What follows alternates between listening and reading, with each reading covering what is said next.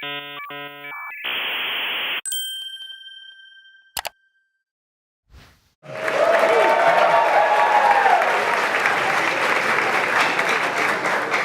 what's up, everybody? My name is Harrison Stahl, and I was one of the co-presidents during Vandy Hacks 3, and I'm now an advisor for Vandy Hacks 4. So yeah, super excited about that. And just in case you're like wondering what I look like, there's a super pixelated picture of me. But yeah, so we found it at our past events, a lot of hackers, particularly those that are either from the school where the event is actually happening or are first-time hackers, and don't tend to stick around during the entire event and don't feel confident at the end of the event to actually submit their projects after they've been working for the entire weekend on it. So I think that sucks, because I think the most valuable part of a hackathon is actually like showing off what you've done for the entire weekend. And even if it's like a crappy web app that you like, it doesn't even run anymore, just like having that experience talking to judges and talking to other people at the event is super, super valuable. So in this talk, I'm offering up some ideas to basically just get people to actually submit at your events.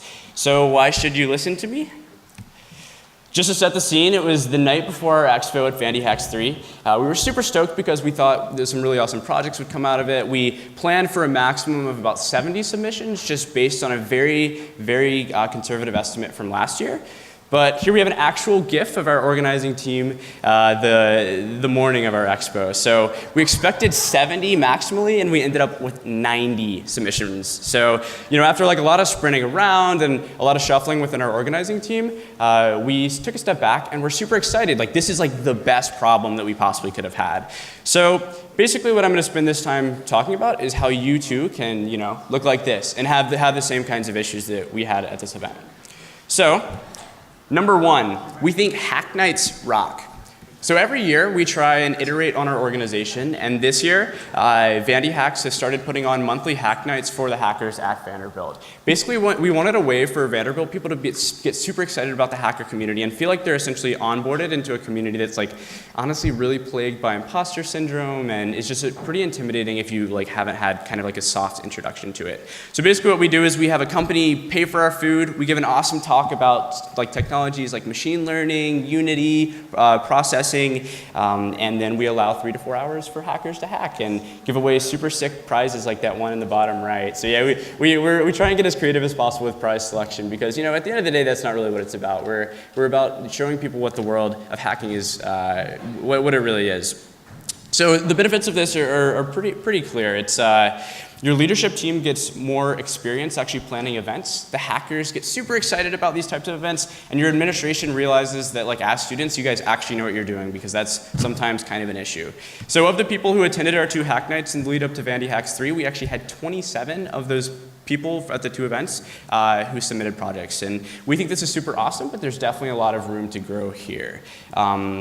Cool. So number 2, venue matters a lot. So at our previous event, we hosted Vandy Hacks 2 at like a main student center on campus, and like this was great. It was centrally located, but there were Vanderbilt students coming in and out, like literally eating food. And so we ran into issues where like late at night, it felt like literally nobody was there. You couldn't see other hackers working on projects, and we think that that's a big issue.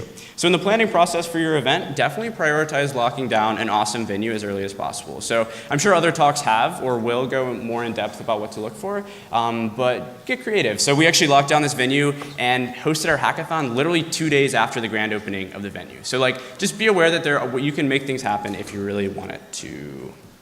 So cool. You should prioritize finding a venue where hackers can actually see each other interact. So it's kind of like a party, right? It's like if you're going to a party, you don't want to go where like everyone's just standing around, there's like 2 people in the corner and then that's it. You want to see other people who are excited, having fun, building really cool stuff, and basically just convincing you that there's a big reason why you should stick around for the entire weekend.